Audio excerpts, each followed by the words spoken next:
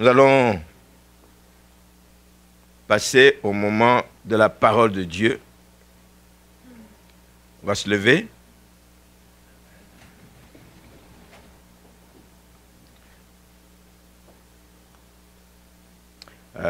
Avant de commencer, apportez-moi une épée, s'il vous plaît. Oh, il y a beaucoup d'épées dans la salle. Gloire à Dieu, gloire à Dieu. Je pensais plutôt que j'allais effrayer des gens, mais oui, j'ai vu dans certains regards des questionnements. C'est quoi le pasteur? Il va couper la tête à quelqu'un ce matin? Non. Amen. L'épée de la parole de Dieu, hein? Ce n'est pas pour couper la tête aux gens. Amen. Pour faire du bien aux gens. Merci Seigneur. Donc, ce n'est pas mes mots à moi. Vous allez voir que nous allons lire dans un texte dans 1 Roi, chapitre 3. C'est tiré de la bouche de Salomon, des paroles que Salomon a prononcées dans une certaine circonstance, comme nous allons donc le lire ce matin. Nous lisons dans 1 Roi, chapitre 3, on va lire à partir du verset 16. Je vais aller jusqu'au verset 28. 1 Roi, chapitre 3, verset 16. Alors deux femmes prostituées vinrent chez le roi et se présentèrent devant lui. L'une des femmes dit, « Pardon, mon Seigneur, moi et cette femme, nous demeurions dans la même maison, et j'ai accouché près d'elle dans la maison. 3 jours après, cette femme a aussi accouché. Nous habitions ensemble, aucun étranger n'était avec nous dans la maison, il n'y avait que nous deux. Le fils de cette femme est mort pendant la nuit, parce qu'elle s'était couchée sur lui. Elle s'est levée au milieu de la nuit, et elle a pris mon fils à mes côtés tandis que ta servante dormait, et elle l'a couché dans son sein. Et son fils qui était mort, elle l'a couché dans mon sein. Le matin, je me suis levé pour allaiter mon fils, et voici, il était mort. Je l'ai regardé attentivement le matin, et voici, ce n'était pas mon fils que j'avais enfanté. L'autre femme dit, « Au contraire, c'est mon fils qui est vivant, et c'est ton fils qui est mort. » Mais la première répliqua, « Nullement, c'est ton fils qui est mort, et c'est mon fils qui est vivant. » C'est ainsi qu'elles parlèrent devant le roi. Verset 23. Le roi dit, « L'une dit, c'est mon fils qui est vivant, et c'est ton fils qui est mort. » Et l'autre dit, « Nullement, c'est ton fils qui est mort, et c'est mon fils qui est vivant. » Puis il ajouta, le roi ajouta, « Apportez-moi une épée. » On apporta une épée devant le roi, et le roi dit, « Coupez-en deux l'enfant qui vit, et donnez-en la moitié à l'une et la moitié à l'autre. » Alors la femme dont le fils était vivant sentit ses entrailles s'émouvoir pour son fils, et elle dit au roi, « Ah, mon Seigneur, donnez-lui l'enfant qui vit, et ne le faites point mourir. » Mais l'autre dit, « Il ne sera ni à moi, ni à toi, coupez-le. » Et le roi prenant la parole dit, « Donnez à la première l'enfant qui vit, et ne le faites point mourir, c'est elle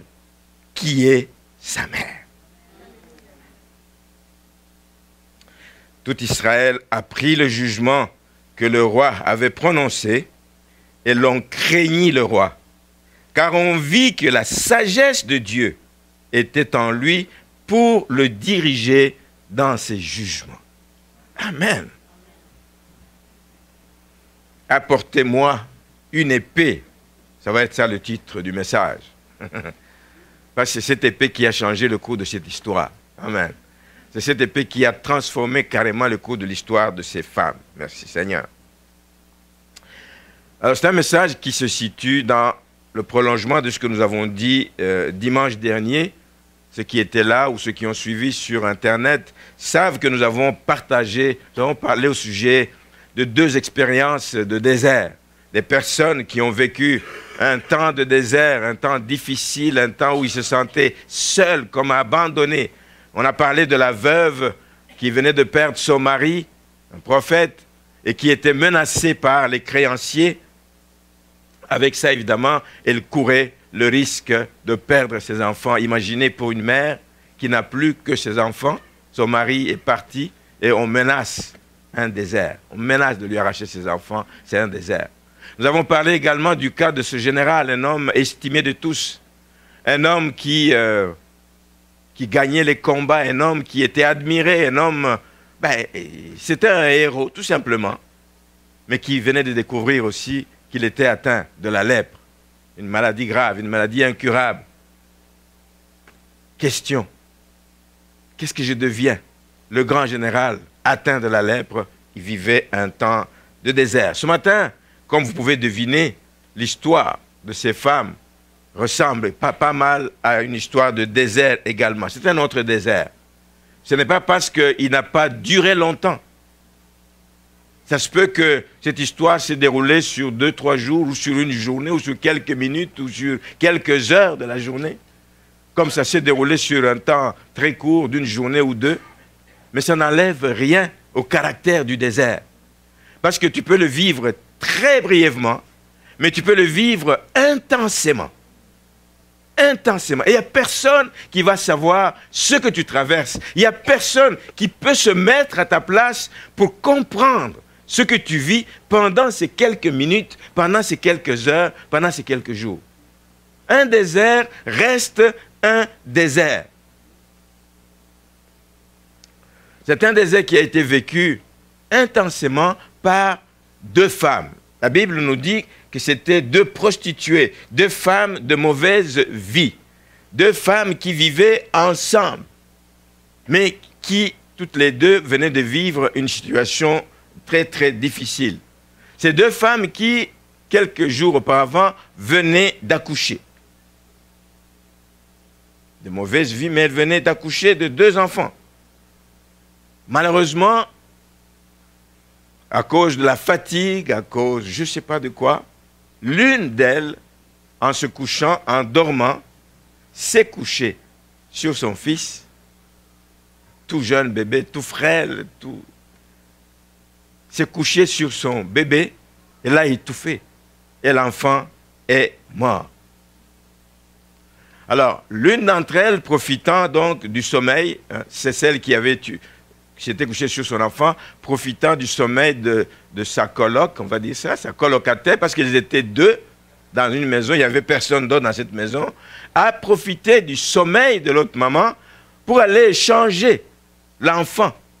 Il a pris son enfant mort, il l'a mis dans le sein de l'autre maman et il a pris l'enfant vivant et l'a amené chez lui. Imaginez la scène, frères et sœurs. Quel cœur! Quel cœur peut animer une personne à faire des choses comme ça? C'est sûr et certain qu'arrivée le matin, elle dit qu'elle voulait allaiter son fils, mais elle savait le coup qu'elle avait fait la nuit. Je voulais arrêter le fils et puis j'ai vu que mon fils était mort, mais elle le savait depuis longtemps. C'est la dispute qui a commencé. Et toi, tu t'es couché sur ton fils et il est mort. Ça, c'est mon fils. L'autre, c'est mon fils. Dispute, dispute, dispute. Personne pour les départager. Je devine, ce n'est pas dit dans la Bible, qu'ils ont dit, mais regarde les doigts de cet enfant. Ça ressemble à mes doigts. L'autre, regarde le nez. C'est comme le nez de son père. Comme s'il connaissait son père. Peut-être pas. Toutes sortes d'échanges. Toutes sortes de raisons, d'arguments sont sortis à ce moment-là pour montrer que c'est mon fils, mais c'était sans succès. Il y a une mère qui était touchée profondément, qui sentait une certaine injustice, qui sentait que c'était faux, que quelque chose s'est passé de pas correct, mais elle n'avait rien de son côté pour prouver que c'était son fils, qui était vivant, plutôt que celui qui était mort.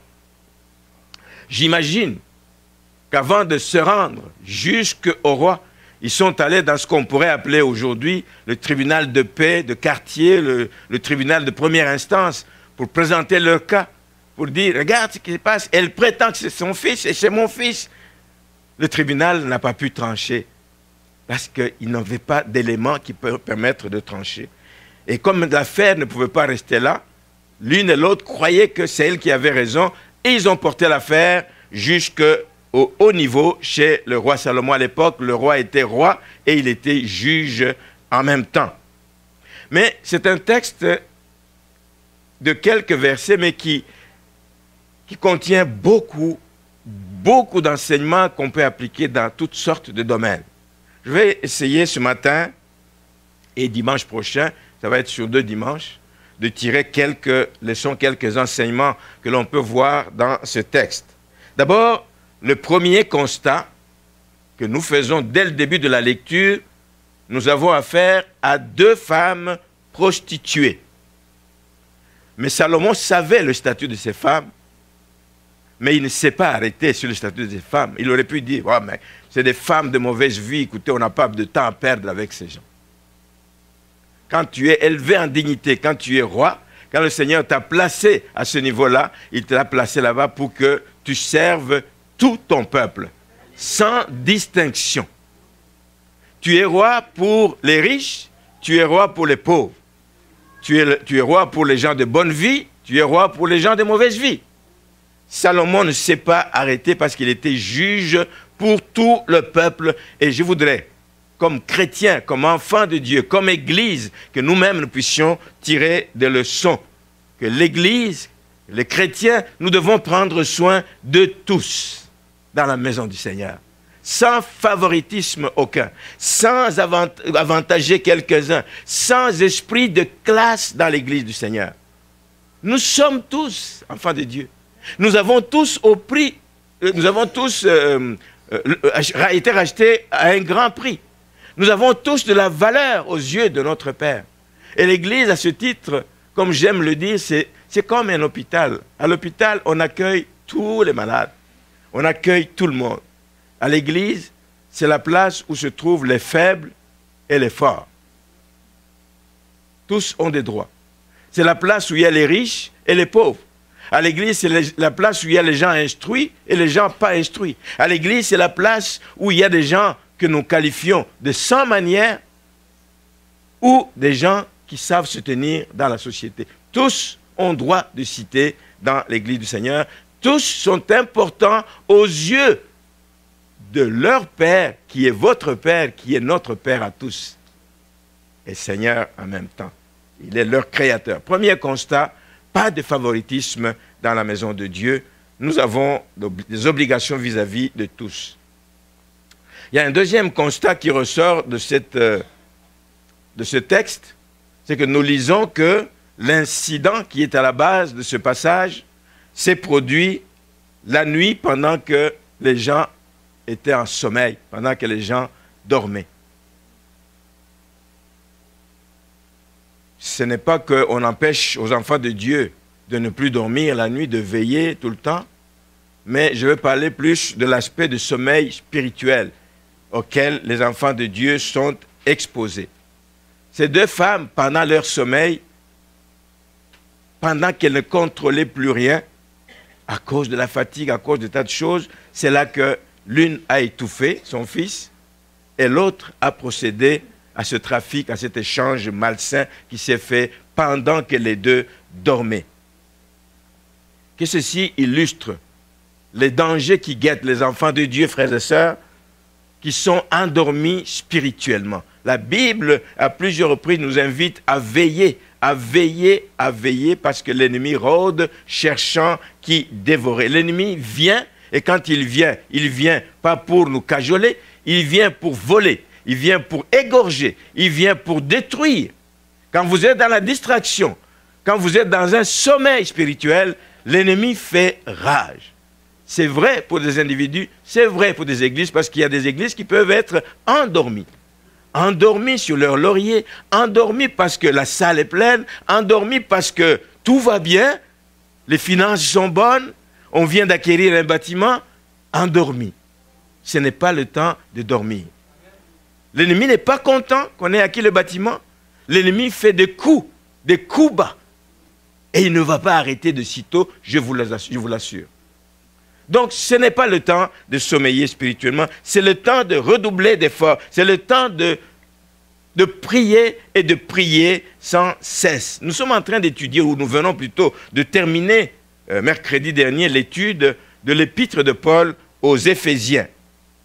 L'épître de Paul, je vous encourage, frères et sœurs, à relire, c'est seulement 6 chapitres, relisez l'épître aux Éphésiens, écoutez les quelques commentaires qui sont sur le site et tirez le meilleur profit de cette épître.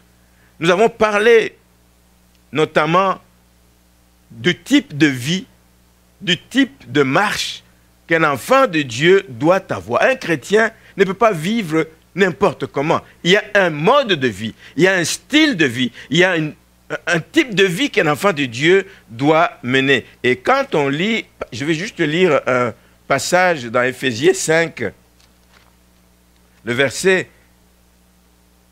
14 dit ceci, nous l'avons lu, c'était d'ailleurs une citation de Ésaïe 60, dit, au verset 14, il dit, c'est pour cela qu'il est dit, réveille-toi, toi qui dors, réveille-toi d'entre les morts, et Christ t'éclairera. Réveille-toi. Réveille-toi, toi qui dors. Un bel avertissement dans les temps que nous vivons aujourd'hui. Paul avertit les Éphésiens et tous ceux qui lisent, nous, aujourd'hui, parce qu'il sait qu'un chrétien qui ne se sépare pas dans sa vie, un chrétien qui vit comme les gens du monde, un chrétien qui ne vit pas de façon différente des gens du monde, nous sommes différents. Nous avons été mis à part pour vivre différemment. Un chrétien qui ne se sépare pas, il est comme quelqu'un qui dort au milieu des morts. Amen. Nous lisons d'autres textes dans Romains. Romains chapitre 13. Romains chapitre 13 nous dit notamment comment nous devons marcher. Je vais lire le verset 13, de 11 à 13 plutôt. Cela importe qu'on sache dans quel temps on vit. Cela importe qu'on soit attentif parce qu'on vit dans un temps mauvais où l'ennemi fait rage. Cela importe d'autant plus que vous savez en quel temps nous sommes. C'est l'heure de vous réveiller enfin du sommeil. Ce n'est pas du sommeil physique. C'est l'heure de vous réveiller du sommeil spirituel car maintenant le salut est plus près de nous que lorsque nous avons cru. La nuit est avancée, le jour approche. Qu'est-ce qu'il faut faire en conséquence? Dépouillons-nous donc des œuvres des ténèbres et revêtons les armes de la lumière. Marchons honnêtement, comme en plein jour.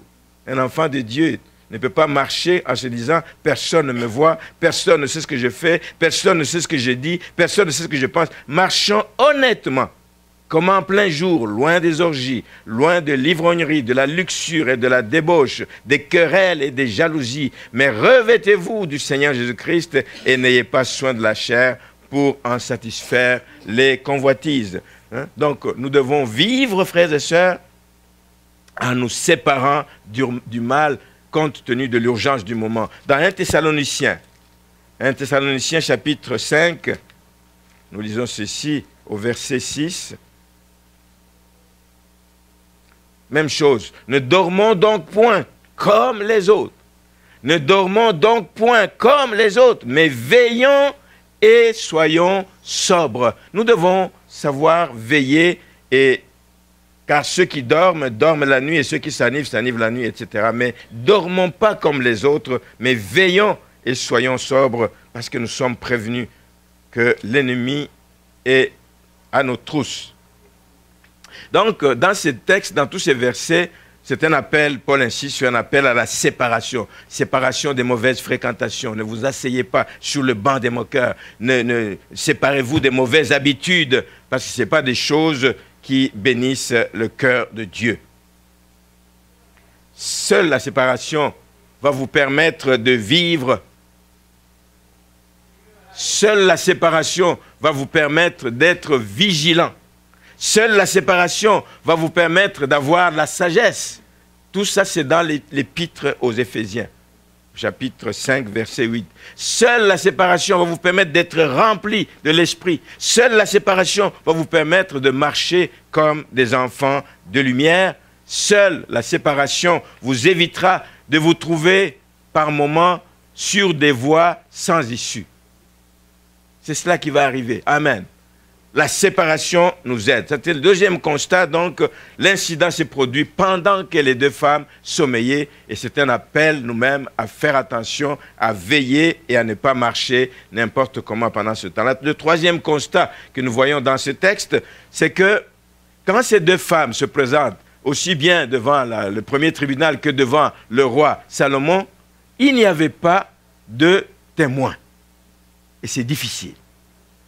Il n'y avait pas de témoin.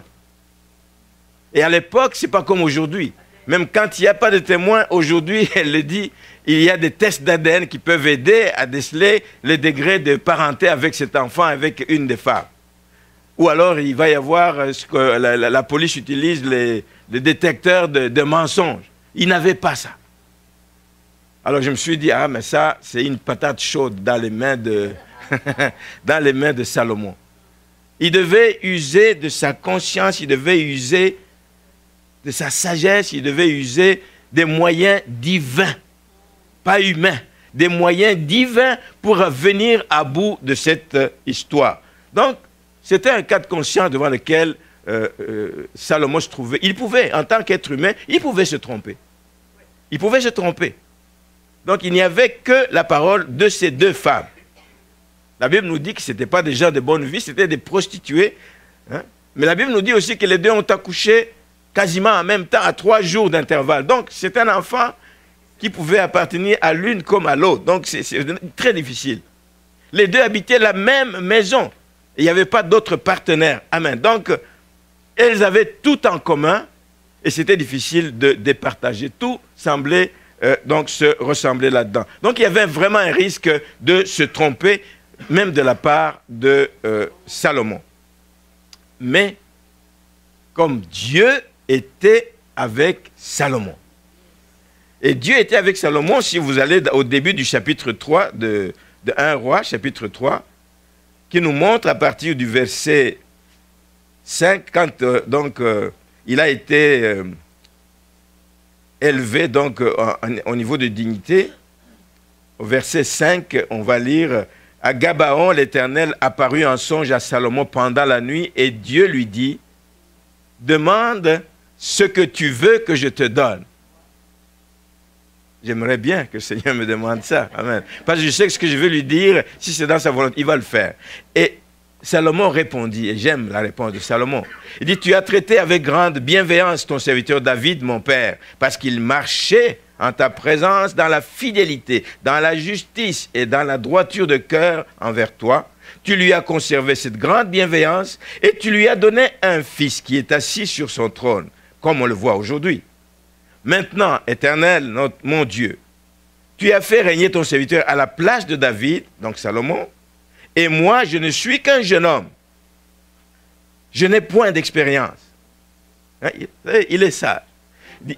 Ton serviteur est au milieu du peuple que tu as choisi, peuple immense qui ne peut être ni compté ni dénombré à cause de sa multitude.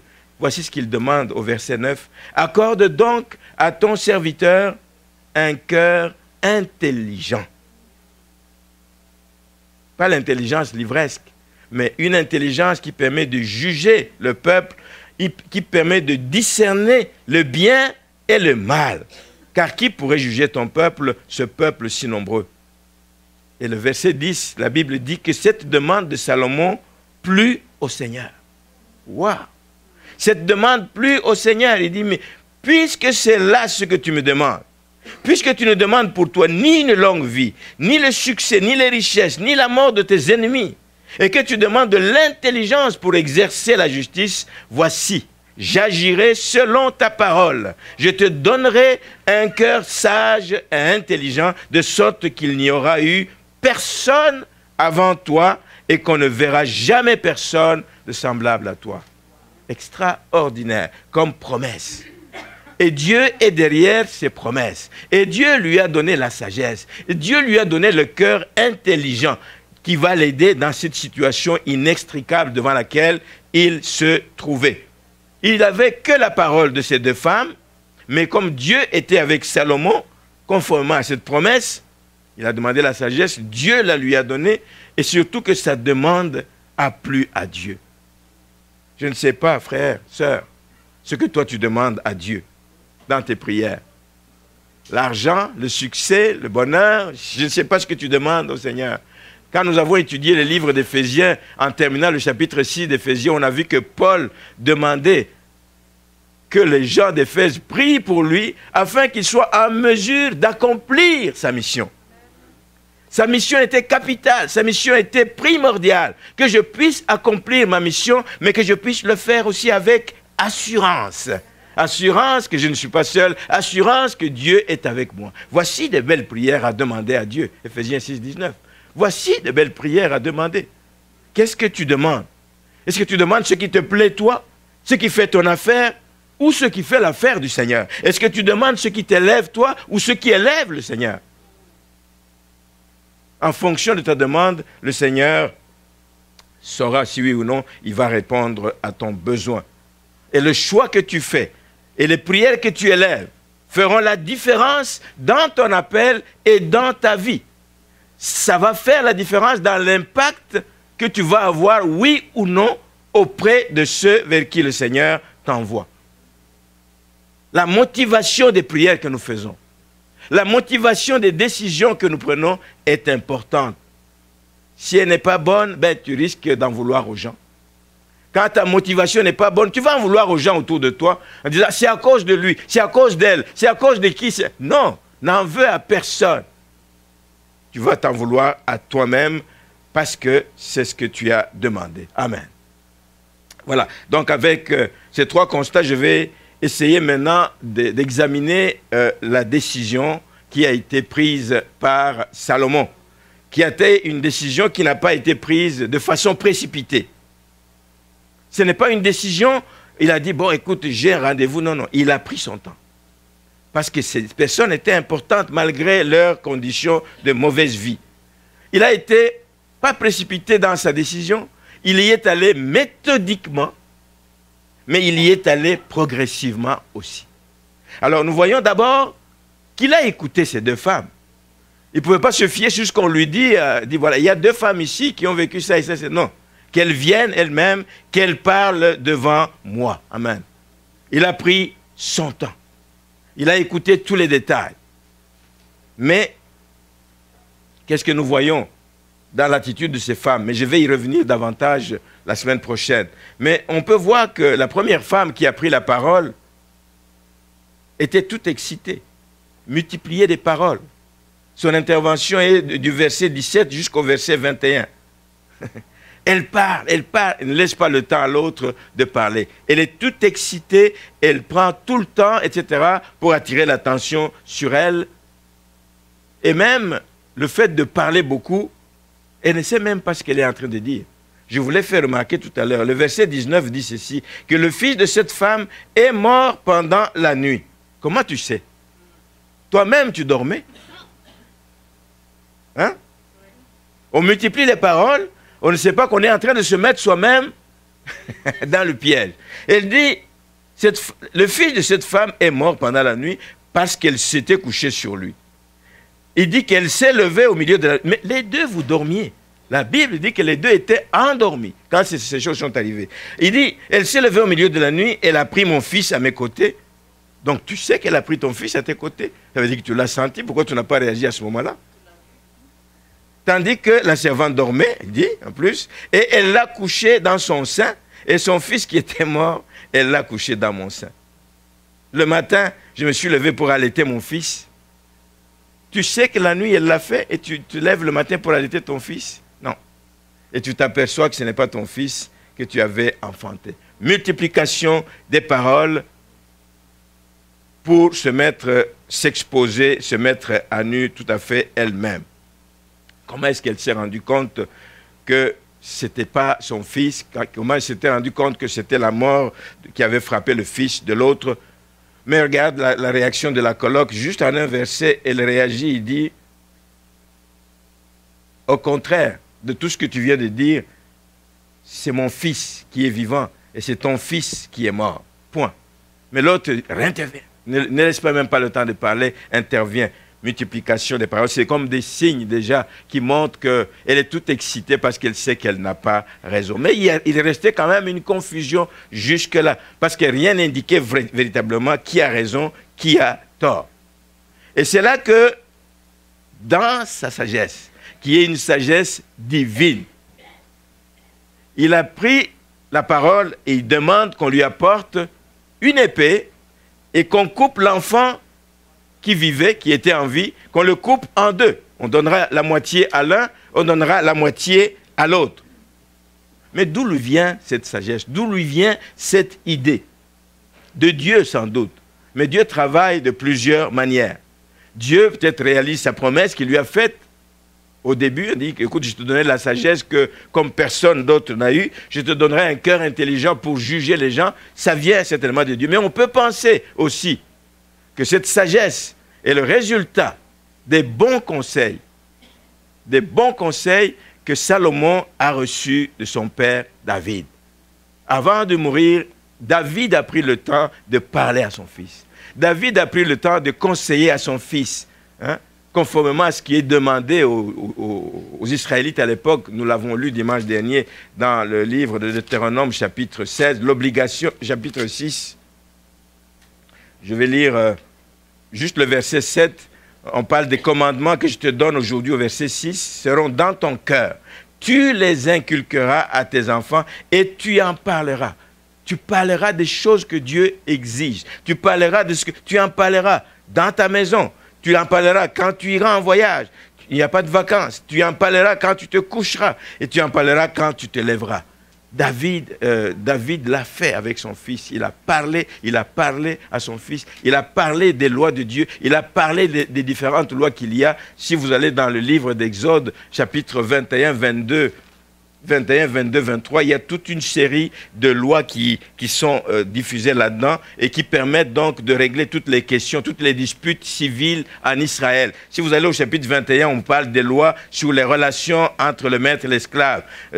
Au chapitre, on parle des lois sur les dommages corporels, etc. Au chapitre 22, on parle des lois sur les préjudices causés à des tiers. Il y a toute une série de lois.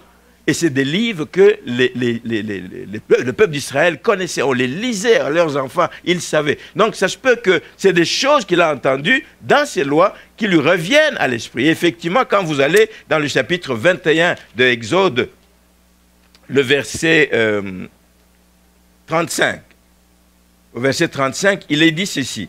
Ce n'est pas tout à fait la vraie situation dans laquelle il est, mais c'est une situation qui s'apparente à cette situation. On dit ceci au verset 35. Si le bœuf d'un homme frappe de ses cornes le bœuf d'un autre homme, et que la mort en soit la suite, ils vendront le bœuf vivant et en partageront le prix, ils partageront aussi le bœuf mort. Mais s'il est connu que le bœuf était auparavant sujet à frapper et que son maître ne l'ait point surveillé, ce maître rendra bœuf pour bœuf et aura pour lui le bœuf mort.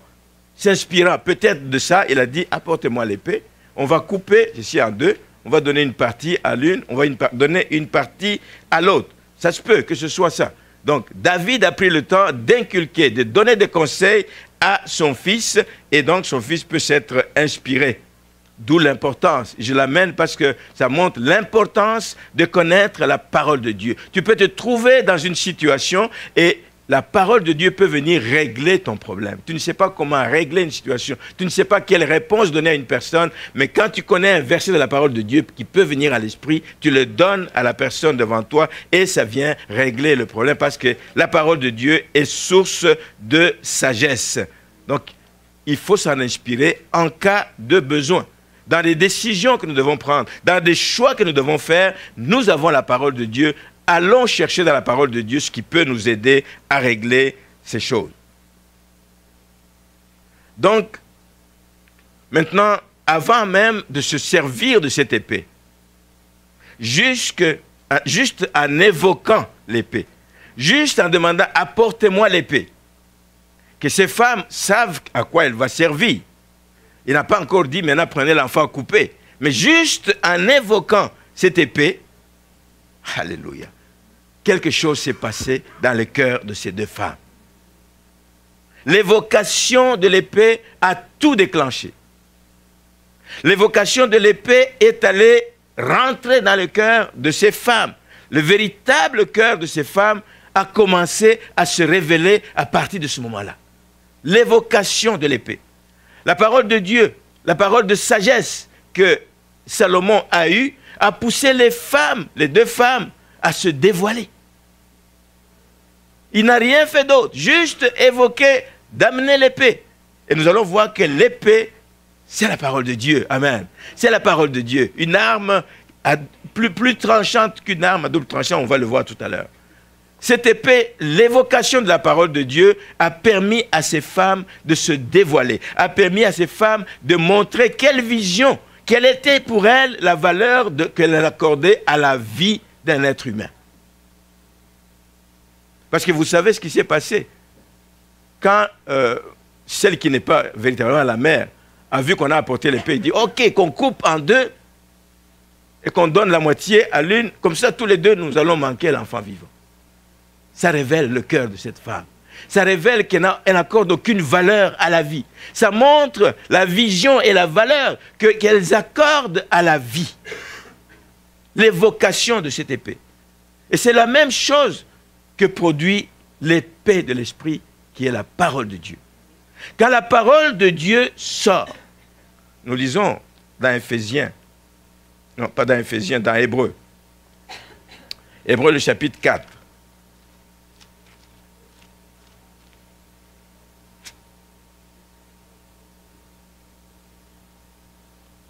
Chapitre 4, le verset 12, qui dit ceci, « Car la parole de Dieu est vivante et efficace.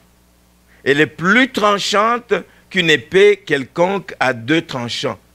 Elle pénétrante jusqu'à partager âme et esprit, jointures et moelle. » Et la dernière partie, elle juge les sentiments. Les sentiments, c'est des choses qui sont cachées, c'est des choses qui sont envouées. Je ne connais pas les sentiments qui t'animent en ce moment. Je ne connais pas les sentiments qui vous animent en ce moment. Mais c'est des choses qui sont cachées. Mais la parole de Dieu, quand elle sort, elle vient trancher. Elle vient trancher. Elle vient trancher la parole de Dieu. Amen. Elle juge les sentiments et les pensées enfouies, les pensées du cœur. Quand cette épée est sortie, elle est allée tranché dans le cœur de ces femmes. Et les sentiments ont commencé à se manifester. La parole de Dieu, frères et sœurs, est vivante. Amen. La parole de Dieu nous dit, Ésaïe 55, verset 11, « Elle ne sort pas en vain. » Quand la parole de Dieu sort, elle sort pour un but. Elle sort pour un dessein de Dieu. Dieu a quelque chose qu'il poursuit par le moyen de sa parole. Elle ne rentre pas à lui sans avoir accompli les desseins de Dieu. La parole de Dieu est tranchante. Tu peux être résistant. Mais quand la parole sort, à un moment donné, tu vas flancher. À un moment donné, tu vas laisser tomber les bras. À un moment donné, parce que c'est fort, la parole de Dieu. Elle est tranchante, plus tranchante qu'une épée à deux tranchants. Belle image de la parole de Dieu. C'est pour ça qu'elle fait fuir l'ennemi. Nous en avons parlé quand on étudiait l'épître aux Éphésiens. Quand la parole de Dieu est sortie, quand Satan offrait des choses à Jésus, de se jeter du haut de la montagne, etc., il a dit, il est écrit. La parole de Dieu est forte. Il essaie encore. Il est écrit. Je n'ai pas besoin de me battre avec toi. Il est écrit. Il est écrit. Il est aussi écrit. Qu'est-ce qui est arrivé? Satan le laissa. Il le laissa tranquille. Nous avons une arme puissante qui est la parole de Dieu. Elle juge les sentiments et les pensées du cœur. Ne vous battez pas avec les gens. Ne vous battez pas. Prêchez la parole de Dieu. Sortez la parole de Dieu et elle va faire son travail. Amen. Après avoir sorti l'épée, ce n'était pas sa décision finale. Vous le voyez dans la lecture ici. Sa décision finale, ce n'était pas dit « Ok, je ne vais plus rien entendre, couper l'enfant, donner ». Non. Il y est allé méthodiquement. Il y est allé progressivement. La première étape, il sort la parole de Dieu pour qu'elle fasse le travail, qu'elle dévoile les cœurs des gens, qu'elle dévoile, et c'est ce qui est arrivé. Nous allons voir la semaine prochaine combien celle qui était la vraie mère. Au verset 26, alors la femme dont le fils était vivant, elle savait, c'est mon fils. On peut tout me dire, on ne peut pas me convaincre du contraire. Elle le savait, en dedans d'elle. À l'intérieur, on dit qu'elle sentit ses entrailles s'émouvoir. Elle s'est rappelée combien elle a porté cet enfant pendant 9 mois. Elle s'est rappelée de toutes les douleurs qu'elle a eues à l'enfantement. Elle s'est rappelée Peut-être qu'elle attendait cet enfant et n'arrivait pas à concevoir. Elle venait d'avoir cet enfant et on lui arrache. Ses entrailles ont été émues pour son fils. Parce que la parole était sortie, parce que cette épée était sortie. Elle a ouvert les voies. C'est là que je disais tout à l'heure que la parole de Dieu permet de montrer la vision que les uns et les autres ont de la vie. Pas juste de la vie. La vision que les uns et les autres ont de l'importance de l'Église. Quand la parole de Dieu sort, on finit par parler. Des gens parlent ne sachant pas que c'est parce que la parole est sortie que tu dévoiles ton cœur. Amen. Elle est puissante, la parole de Dieu. Ne minimisons pas la parole de Dieu. Elle est puissante. Amen. Elle juge les sentiments. Elle a permis à Salomon de parachever son travail. Son travail, et puis ça lui a permis de prendre la vraie décision, la décision finale et la bonne qu'il devait prendre, selon Dieu, c'est de ne pas faire mourir l'enfant.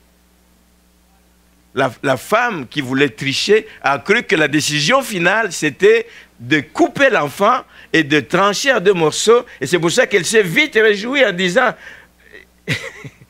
il dit, il ne sera ni à moi, faites-le mourir. Waouh, faites-le mourir. Il ne sera ni à moi, ni à toi. Il dit, coupez-le. Une mère ne peut pas parler comme ça. Une mère ne peut pas parler comme ça. Quand l'épée de la parole de Dieu, l'épée de l'Esprit sort, ça vient trancher dans les cœurs. Et les sentiments qui sortent, ce sont les vrais sentiments qui animent la personne. La parole de Dieu est puissante, ne la minimisons pas. Donc, il a pris la vraie décision qu'il devait prendre. Non, c'est de ne pas faire mourir l'enfant et de le donner à sa véritable mère. Et c'est la première fois d'ailleurs qu'il utilise le terme de mère. Jusque-là, on parlait des femmes prostituées. Mais il a vu, Salomon, que oui, celle-là, ce qui est sorti de sa bouche, son silence, toute l'attitude qu'il a adoptée pendant tout ce temps, le fait qu'elle ne s'est pas excitée, elle a prouvé que c'était elle, la véritable mère. Voilà pourquoi il dit, c'est elle qui est sa mère. Il aurait pu dire, donnez-le à cet enfant. Donnez cet enfant à cette femme. Il dit non, donnez-le à sa mère. Donnez à la première, l'enfant qui vit et ne le faites point mourir, c'est elle qui est sa mère. Voilà pourquoi nous disons, quand nous célébrons, quand nous réjouissons les jours où on fête la fête des pères ou la fête des mères, dans cette église, nous disons, ce n'est pas parce que quelqu'un est géniteur, ce n'est pas parce que tu as accouché que tu es mère, ce n'est pas parce que tu es géniteur que tu es nécessairement père. La vraie paternité se manifeste dans les attitudes. La vraie paternité se manifeste dans la sensibilité de cœur. Amen. La vraie sensibilité se manifeste dans la... Est-ce que ton cœur est sensible au point de te priver de ci et de ça pour que ton enfant vive? Est-ce que ton cœur est sensible au point de te dire je ne ferai pas ceci, je ne ferai pas cela pour que mon enfant soit bien? Voici ce que c'est qu'être un père. Ce n'est pas juste d'avoir été le géniteur de cet enfant. C'est même les animaux le font. Nous reviendrons un peu plus en détail là-dessus pour analyser les réactions qu'il y a eu. On verra ça davantage dimanche prochain. On termine donc en disant que la vraie mère de cet enfant vivant a vécu une expérience très difficile. Et mettez-vous juste, c'est même impossible, mais juste à y penser, que vous soyez à sa place. On est en train de vous arracher votre enfant, vous êtes sûr que c'est le vôtre. Vous avez le choix de dire, comme la deuxième, bon, autant le perdre tous les deux, mais elle ne l'aura pas non plus. Situation difficile, une décision qui n'est pas facile. C'était un désert, un moment intense qu'elle a vécu. Personne ne pouvait savoir ce qu'elle vit en elle. Un moment intense que nous qualifions de désert. Elle n'avait plus de mots, elle n'avait pas de mots pour exprimer toute la douleur qu'elle pouvait. Elle n'avait pas de mots pour montrer la douleur qu'elle ressentait. Et il n'y avait pas de mots pour l'expliquer. Et je termine avec ce beau texte du psaume 126. Le psaume 126, on va lire au verset 5, qui dit ceci. Ceux qui sèment avec larmes moissonneront avec chant d'allégresse. Celui qui marche en pleurant, quand il porte la semence, il revient avec allégresse quand il porte ses gerbes. Ceux qui sèment avec larmes. Imaginez cette femme qui était la vraie mère de cet enfant. La décision qu'elle a prise à la fin de ce texte quand elle dit « Non, ne tuez pas cet enfant, ne le coupez pas en deux. Laissez cet enfant partir. » En décidant de laisser son enfant vivre entre les mains d'une autre personne que sa mère. Même si c'était avec larmes. Même si c'était avec larmes. Et c'est vrai que c'était avec larmes. C'est une décision difficile. Mais au moins, se dit-elle en elle-même, au moins cet enfant va continuer à vivre. Elle a semé cet enfant. Une deuxième fois. Une deuxième fois. Elle a semé la vie de cet enfant. Cet enfant peut continuer à vivre. Un jour, je le reverrai. Un jour, cet enfant saura quelle histoire s'est passée. Elle a semé avec larmes, mais l'histoire se termine en sa faveur. Amen. Alléluia. Elle a moissonné en chantant, car elle est rentrée pleine de joie. Elle est rentrée avec une gerbe, avec un fils tout entier, tout vivant. Pas un morceau, mais un fils tout entier. Ceux qui sèment avec larmes. Tu peux passer par un désert. Tu peux passer par un temps difficile. Tu peux verser des larmes devant le trône de Dieu. Sache que ces larmes ne coulent pas en vain. Amen. Puissions-nous, à l'exemple de cette femme, semer autour de nous la vie. Semons la vie et pas la mort. Les paroles qui sortent de notre bouche, parfois sèment la mort. Vous ne vous rendez pas compte. Mais veillez à ce qui sort de votre bouche. Semez la vie autour de vous. Vous allez récolter de bonnes choses. Mais si vous semez la mort, frères et sœurs, vous savez la suite. Vous allez récolter la mort. Semez la vie.